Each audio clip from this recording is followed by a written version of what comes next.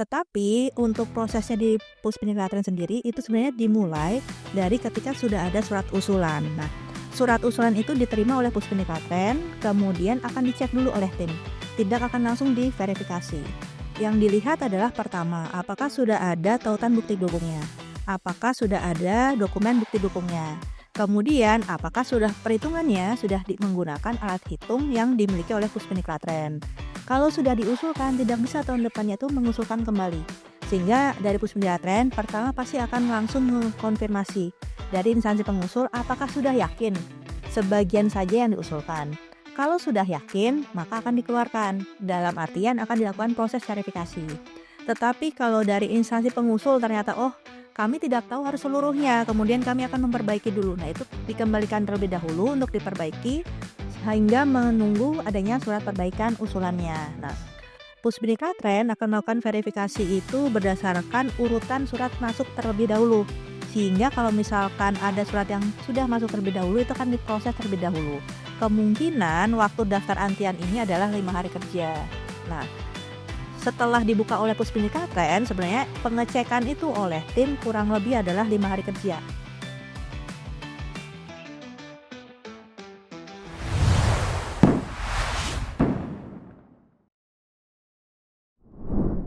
Jalan-jalan ke Ragunan, melihat jerapah yang sangat tinggi. Halo sahabat pembangunan, Pusbincet kembali lagi. Pusbincet merupakan serial podcast dua arah yang mendiskusikan isu-isu pembangunan dan juga untuk menjelaskan tugas fungsi Puspiniklaten Kementerian PPN atau Bappenas. Pusbincet ini dapat dilihat pada kanal YouTube kami yaitu Puspiniklaten Bappenas dan dapat juga mengikuti media sosial kami pada Instagram Puspiniklaten serta website kami pada puspiniklaten.bappenas.go.id. Baik, sahabat pembangunan, kali ini kita akan membahas mengenai tema yang ditunggu-tunggu nih, yaitu perhitungan formasi jabatan fungsional perencana. Nah, kami di sini sudah hadirkan langsung narasumber kita, Ibu Kristi. Nah, Ibu Kristi ini pengampu formasi jabatan fungsional perencana di Puspiniklaten Bappenas gitu ya. Jadi mohon izin Mbak Kristi, silakan untuk memperkenalkan dirinya Mbak Kristi. Ya, halo sahabat pembangunan, perkenalkan saya Kristi, di sini dari Pokja Pengembangan dan Pembinaan Jabatan Fungsional Perencana di Puspiniklaten. Dan juga sebagai salah satu tim terkait dengan perhitungan formasi jabatan fungsional perencana. Oke, baik Mbak Kristi. Jadi izin Mbak Kristi, formasi itu apa sih Mbak Kristi? Oke. Formasi ini sebenarnya adalah salah satu metode ya untuk di mana seorang ataupun seorang ASN ini akan menduduki sebuah jabatan fungsional. Apa itu perhitungan formasi jabatan fungsional perencana Mbak Kristi? Ya, jadi perhitungan formasi perencana ini merupakan sebuah metode ya di mana seseorang ASN ingin menduduki suatu jabatan fungsional tertentu. Nah, sebelum menduduki jabatan tertentu itu harus ada formasinya dulu. Sebenarnya perhitungan formasi ini tidak hanya khusus untuk jabatan fungsional perencana, tapi juga diwajibkan untuk menduduki seluruh jabatan fungsional, terutama salah satunya itu jabatan fungsional perencana. Oke, baik. Jadi formasi ini diperuntukkan bagi yang akan menduduki jabatan fungsional. Fungsional ini bukan hanya perencana, seluruh jabatan fungsional lainnya juga nanti membutuhkan formasi.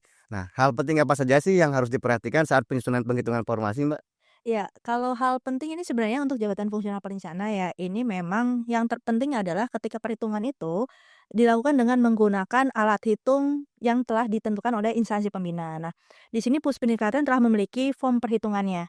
Jadi yang paling penting adalah para pengusul atau instansi pengusul ini melakukan perhitungan formasi dengan menggunakan alat hitung yang telah dimiliki oleh Puspiniklaten. Selain itu juga tentu saja diwajibkan untuk melampirkan bukti dukungnya. Nah, itu adalah hal yang penting sebenarnya. Dan sebenarnya satu lagi sih, yang terpenting itu adalah adanya datanya existing. Berapa sih jumlah perencana yang sudah dilantik di instansi tersebut? Nah, untuk alur perhitungan formasi sendiri seperti apa sih, Mbak? Ya, kalau dikatakan sebagai alur, memang tahapan pertama ini pasti adalah perhitungan formasi di internal instansi tersebut. Nah, tetapi untuk prosesnya di Puspiniklaten sendiri itu sebenarnya dimulai dari ketika sudah ada surat usulan. Nah, surat usulan itu diterima oleh Puspiniklaten, kemudian akan dicek dulu oleh tim. Tidak akan langsung diverifikasi. Yang dilihat adalah pertama, apakah sudah ada tautan bukti dukungnya? apakah sudah ada dokumen bukti dukungnya. Kemudian, apakah perhitungannya sudah menggunakan alat hitung yang dimiliki oleh Puspendiklatren. Selain itu, apakah ada data existing-nya atau tidak. Ketika hal-hal tersebut sudah ada, baru akan masuk ke tim untuk proses verifikasi dan validasi. Nah, setelah proses verifikasi dan validasi, tentunya Puspendiklatren tidak akan langsung mengeluarkan rekomendasinya. Nantinya akan dikirimkan kembali ke instansi pengusul untuk dikonfirmasi apakah setuju atau tidak. Kalau setuju, maka dari Puspendiklatren akan langsung mengeluarkan rekomendasinya. Paling cepat itu sebenarnya hari setelahnya, itu akan sudah dikeluarkan. Tetapi biasanya durasinya itu sekitaran 1 minggu lah ya untuk eh, durasi yang paling panjangnya. Tetapi apabila misalkan ketika konfirmasi tersebut, instansi pembina itu telah mengirimkan dari Puspendiklatren dan dari instansi pengusulnya itu tidak setuju dengan hasil verifikasi validasi, maka proses harus diulang dari awal. Instansi pengusul harus menghitung ulang, kemudian mengusulkan kembali ke Puspendiklatren, kemudian akan dilakukan verifikasi dan validasi kembali. Nah, ini prosesnya tentu akan lebih lama. Hingga adanya kesepakatan dari kedua belah pihak, baru akan dikeluarkan surat rekomendasinya. Nah, sebenarnya peran dari Puspendiklatren telah selesai di situ ya, dengan mengeluarkan surat rekomendasi. Tetapi sebenarnya rekomendasi ini itu belum cukup, karena nantinya dari instansi pengusul harus mengirimkan surat ke Menpan untuk penetapannya. Oke, baik. Jadi nanti untuk alur perhitungan formasi sendiri mulai dari pengecekan bukti dukung oleh instansi pembina gitu ya, mulai dari verifikasi validasi, kemudian nanti akan mengeluarkan rekomendasi. Nah, untuk perhitungannya sendiri Mbak, misalkan apakah hanya bisa dari satu instansi saja atau bagaimana ya Mbak? Atau yang menghitungnya ini dari berbagai SKPD gitu atau bagaimana Mbak untuk perhitungannya ini? Ya, jadi perhitungan formasi ini sebenarnya kalau dari Puspendiklatren mewajibkannya adalah perhitungan itu seluruh SKPD. Jadi contohnya untuk pemerintah daerah. Di satu kabupaten ini usulan itu tidak hanya dari Bapeda saja, tetapi usulannya adalah seluruh SKPD yang ada di kabupaten tersebut. Kalau di satu kabupaten ada 32 SKPD, maka seluruh SKPD tersebut harus menghitung berapa kebutuhan jabatan fungsional perencana di SKPD-nya. Nah, sehingga ketika perhitungan nanti, Puspendiklatren akan melihat ada 32 form perhitungan, kemudian ada 32 folder bukti dukungnya. Nah, itu harus dihitung seluruhnya. Jadi tidak bisa secara parsial pengusulan itu ke Puspendiklatren. Oke, baik. Jadi harus seluruh SKPD ya Mbak yang mengusulkan ke Puspendiklatren. Nah, bagaimana kalau misalkan hanya beberapa SKPD saja yang mengusulkan, sedangkan SKPD yang lainnya itu tidak mau mengusulkan karena kesulitan mencari bukti dukung gitu Mbak. Nah, itu bagaimana ya Mbak? Dan untuk periode perhitungannya itu bagaimana Mbak? Apakah periode perhitungannya 5 tahunan, 3 tahun atau seperti apa gitu Mbak untuk formasi ini? Ya, jadi apabila pengusulan itu hanya sebagian saja parsial, sebenarnya dari Puspendiklatren itu pasti akan mengembalikan terlebih dahulu. Karena ketika diusulkan hanya sebagian saja, ini memang dari Puspendiklatren tidak dapat berani langsung melakukan verifikasi dan validasi. Karena formasi ini tidak hanya berlaku hanya tahunan saja, tapi formasi ini ada jangka waktunya sebenarnya.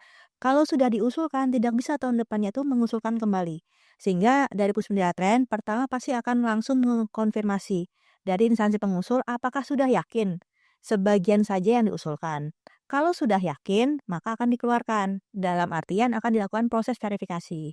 Tetapi kalau dari instansi pengusul ternyata, oh kami tidak tahu harus seluruhnya, kemudian kami akan memperbaiki dulu. Nah itu dikembalikan terlebih dahulu untuk diperbaiki, sehingga menunggu adanya surat perbaikan usulannya. Nah, untuk perhitungannya, itu memang di form perhitungan itu, dari Puspendiklatren menetapkan wajib 5 tahun. Tidak bisa hanya parsial, ada yang 3 tahun, ada yang bahkan hanya 2 tahun, itu tidak. Karena di dalam form perhitungan tersebut sudah ada, alat hitungnya, sudah ada mekanisme perhitungannya, dan itu dihitung seluruhnya adalah selama 5 tahun berturut-turut.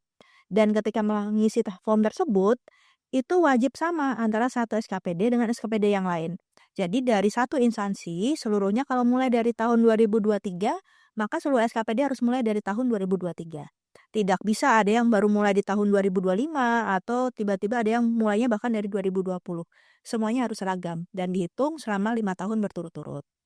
Oke, jadi perhitungan ini periode 5 tahun, bisa 5 tahun ke depan. Kalau 5 tahun ke depan dengan tahun pertama dimulai dari tahun 2026 itu belum bisa ya. Oh, Ya, jadi harus tetap ada output yang dilampirkan itu ya, yang diklaim misalkan dari tahun 2025 sampai dengan tahun 2029 gitu ya, Mbak, ya? betul. Jadi untuk perhitungan ini memang persyaratan dari Puspeniklatren itu adalah setidaknya ada 1 tahun yang itu dokumennya sudah lengkap dari bulan Januari hingga Desember. Nah, kenapa tidak boleh dari tahun 2026? Karena kalau dari tahun 2026 ini kan kita posisinya masih di awal tahun. Sehingga untuk perhitungan formasi itu pasti dokumennya belum ada hingga bulan Januari ataupun hingga Desember. Sehingga kalau seperti itu maka tidak bisa dimulai dari tahun 2026, wajib harus 2025. Sebenarnya ini semua tergantung ya dari instansi pengusul. Ada instansi yang itu memang, lebih mudah mencari dokumen yang telah dihasilkan. Jadi mencari arsip-arsip dokumen yang sudah ada. Tetapi ada juga instansi yang, lebih enaknya adalah mencari dokumennya agak sulit nih karena tidak diarsipkan. Sehingga akan lebih mudah memperkirakan sekiranya berapa dokumen sih yang akan dikeluarkan di tahun-tahun selanjutnya. Nah, ini penentuan tahunnya dikembalikan ke instansi. Syarat dari Puspendidikan tidak bisa dari tahun yang sedang berjalan. Setidaknya 1 tahun sebelumnya. Oke, baik. Jadi diperbolehkan dari 1 tahun, sebelum, tahun berjalan gitu ya. Jadi bukti dokumen ini dokumen apa saja ya, Mbak, ya, yang nanti bisa dijadikan output kinerja perencana yang kita akan masukkan di link Google Drive gitu ya, Mbak? Ya, kalau dokumen bukti dokumen ini sebenarnya banyak ya. Karena memang dokumen-dokumen yang bisa diklaimkan itu adalah dokumen-dokumen terkait dengan perencanaan pembangunan pastinya. Nah, kalau sahabat pembangunan ini, melihat ataupun sudah mengetahui terkait dengan form perhitungan formasi, itu pasti sudah bisa mengetahui apa saja sih dokumen-dokumen yang menjadi persyaratan. Nah, sebenarnya ada 5 siklus perencanaan pembangunan. Nah, kelima siklus ini itulah yang menentukan, eee, apa saja dokumen yang harus diuploadkan. Contohnya seperti ini. Ada siklus identifikasi masalah. Siklus identifikasi masalah itu berisi dokumen-dokumen kajian ataupun telaahan. Nah, dokumen telaahan dan dokumen kajian perencanaan pembangunan itu seluruhnya diklaimkan ataupun menjadi bukti dukung yang diupload ke dalam Google Drive. Atau misalkan di subunsur yang kedua, itu ada dokumen Renstra, ada dokumen Renja, ada dokumen KAK atau RPJMD, RPJMN, RPJPD, RPJEN. Nah, itulah yang diklaimkan sebagai bukti dukung. Ada juga misalkan di subunsur ketiga dari adopsi dan legitimasi. Ini adalah dokumen-dokumen terkait dengan laporan hasil konsultasi publik, laporan musrenbang, laporan forum komunikasi. Nah, inilah yang dimasukkan sebagai bukti dukung. Atau dari subunsur keempat dan kelima adalah laporan pemantauan dan laporan evaluasi. Nah, dokumen-dokumen seperti inilah yang akan diupload ke dalam drive khusus, kemudian itu dilampirkan ke dalam surat usulan. Jadi sebenarnya sahabat pemandungan tidak perlu khawatir ya, dokumennya apa saja sih, apakah bisa diklaim atau tidak. Karena nantinya apabila misalkan diklaimkan ternyata bukan dokumen rencana pembangunan, dari Puspendidikan akan melakukan verifikasi pastinya dan akan menentukan apakah ini bisa diklaim atau tidak. Tetapi yang menjadi patokan kami adalah dokumen perencanaan pembangunan itu sudah punya formatnya khususnya. Tidak bisa dokumen itu hanya berisi tabel-tabel, angka-angka saja. Setidaknya memuat itu ada unsur latar belakang. Kemudian ada datanya, kemudian ada analisisnya. Dan yang terakhir itu adalah kesimpulan dan tindak lanjut. Setidaknya di dokumen perencanaan pembangunan memuat minimal kelima unsur itu. Nah, itu baru bisa dikatakan sebagai dokumen perencanaan pembangunan. Jadi kalau yang isinya notula hanya eh, tan ringkasan saja, kemudian berisi foto-foto saja, berisi tanda tangan saja, itu belum bisa dikatakan sebagai dokumen perencanaan pembangunan. Meskipun bahasanya notula, setidaknya harus memuat minimal 5 unsur tadi. Gitu. Oke, baik. Wah, sangat jelas sekali nih, Mbak Kristi. Jadi di dalam di tools perhitungan formasi ini yang memuat 5 subunsur tadi, mulai dari identifikasi masalah sampai dengan evaluasi perencanaan pembangunan. Nah, itu outputnya itu dalam bentuknya laporan ya, Mbak Betul. Kristi ya, rata-rata. Jadi tidak hanya bisa nota dinas Iya, atau tabel-tabel saja begitu ya, Mbak. Oke, betul. baik, Mbak. Jadi izin nih, Mbak, kurang lebih berapa lama sih, Mbak, proses perhitungan formasi ini, Mbak? Apakah 1 bulan sudah bisa langsung keluar rekomendasinya, ataukah 2 bulan, atau bagaimana gitu sih? Iya, jadi kalau dikatakan durasi ya ini kembali lagi ke berapa lama sebenarnya dari instansi tersebut, melakukan perhitungannya. Karena kalau dari surat usulan hingga dengan keluarnya surat rekomendasi itu sebenarnya yang menjadi patokannya adalah pertama, apakah dokumennya lengkap? Kemudian formnya ada atau tidak? Kemudian data-data yang dibutuhkan itu ada atau tidak? Nah, kalau ada itu sebenarnya ketika surat usulan masuk, mungkin hanya perlu menunggu antrian saja. Dalam artian, di sini kan pengusulan ke Puspendidikan tidak hanya satu 2 instansi, ini adalah berlaku secara nasional. Nah, Pusbidikatren akan melakukan verifikasi itu berdasarkan urutan surat masuk terlebih dahulu. Sehingga kalau misalkan ada surat yang sudah masuk terlebih dahulu, itu akan diproses terlebih dahulu. Kemungkinan waktu daftar antrian ini adalah 5 hari kerja. Nah, setelah dibuka oleh Pusbidikatren, sebenarnya pengecekan itu oleh tim kurang lebih adalah 5 hari kerja. Jika yang pertama, dokumen itu sudah lengkap. Kemudian tertata rapi, karena kalau Puspendidikan harus mencari satu persatu dulu itu membutuhkan waktu yang lebih lama, otomatis. Selama pengusulan itu folder-foldernya sudah rapi, dokumen-dokumennya sudah lengkap, kemudian itu mudah untuk dicari oleh Pusbin, maka akan mempercepat proses juga. Dan setelah ada konfirmasi dari Pusbidiklatren, itu durasinya tergantung dari instansi pengusul. Karena apabila langsung setuju, sebenarnya besoknya saja sudah bisa keluar surat rekomendasi. Tetapi kalau misalkan tidak setuju, ini kan dikembalikan untuk diperbaiki. Nah, ketika diperbaiki, durasinya berapa lama tergantung instansi pengusulnya. Ada instansi pengusul yang perbaikannya bisa cepat, contohnya 1 minggu sudah dikembalikan. Tapi juga ada instansi pengusul yang bahkan 1 tahun itu baru dikembalikan. Nah, sehingga cepat atau lambatnya tergantung dari perbaikan di instansi pengusul. Semakin cepat, maka semakin cepat pula proses perhitungan formasi ini selesai. Nah, kalau dari kami sebenarnya durasinya normalnya tuh biasanya kisaran 1 hingga 2 bulan. Tetapi ada juga dimungkinkan bisa lebih dari 2 bulan atau bisa lebih cepat dari 1 bulan. Oke, jadi tergantung dari instansi pengusulnya gitu ya, Mbak, ya? Betul. Oke, baik. Nah, sekarang nih apabila rekomendasi sudah dikeluarkan oleh instansi pembina, nah langkah selanjutnya dari instansi pengguna ini seperti apa ya, Mbak, ya? Iya, Apakah misalkan rekomendasi ini bisa menjadi syarat untuk mengikuti uji kompetensi? Apakah sudah langsung bisa perekrutan untuk apa namanya tuh pembukaan CASN atau CP3K seperti apa sih itu, Mbak, iya. selanjutnya ini? Ketika sudah ada surat rekomendasi nih, memang dari Pusdiklatren itu akan mengeluarkan surat rekomendasi.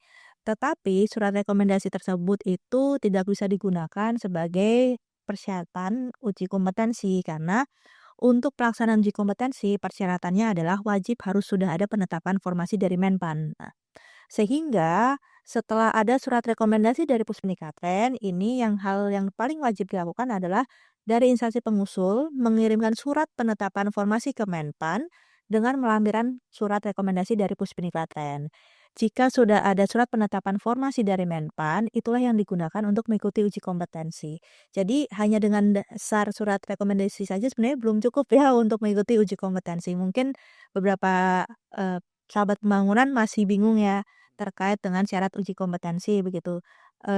Memang proses penetapan formasi ini membutuhkan waktu durasi yang cukup panjang, terutama harus ada penetapan dari Menpan. Tetapi, dari Puspendidikan hingga saat ini belum bisa ya kalau misalkan mendaftar uji kompetensi hanya dengan dasarnya adalah surat rekomendasi. Baik, wah sudah sangat jelas nih Mbak Kristi ya. Jadi nanti tetap dari rekomendasi keluar itu tetap harus diusulkan ke Menpan untuk mendapatkan penetapan formasi gitu ya. Betul. Oke, baik Mbak Kristi. Jadi kesimpulannya adalah formasi jabatan fungsional perencana ini disusun oleh instansi pengguna yang akan menggunakan jabatan fungsional perencana di instansinya gitu ya. Nah, Ya. tata cara pengusulannya itu mulai dari pengusulan dari instansi pengguna ke instansi pembina menggunakan alat hitung tools perhitungan formasi jabatan fungsional perencana gitu ya. Terus kemudian toolsnya ini tuh diisi oleh masing-masing SKPD atau seluruh unit kerja, kemudian dilampirkan juga bukti dukungnya. Nah, bukti dukungnya itu dilampirkan di dalam link Google Drive. Setelah dilampirkan nanti direkap surat usulannya mulai dari data budgeting dan hasil perhitungan setiap unit kerja.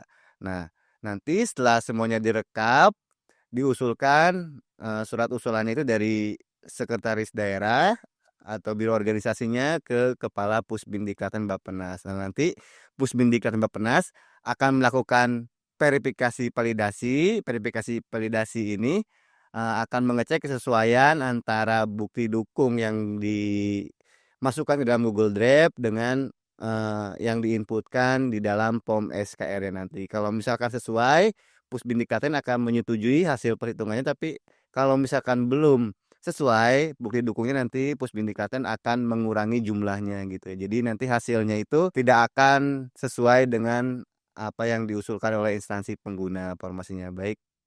Oke, terima kasih Mbak Kristi atas jawaban dan diskusi kita pada kali ini. Baik, sahabat pembangunan, kita akan akhiri untuk sesi Pusbincet kali ini. Kembali lagi saya mengingatkan, untuk sahabat pembangunan, selalu cek informasi kami tentang informasi jabatan fungsional lainnya dapat mengunjungi kanal YouTube kami di Pusbindikatren dan media sosial kami Pusbindikatren serta website kami di pusbindikatren.bappenas.go.id. Ikan bakar tiada berduri. Kalau mau segar, minum aja supaya. Cukup sekian, mari kita akhiri. Nantikan episode selanjutnya ya.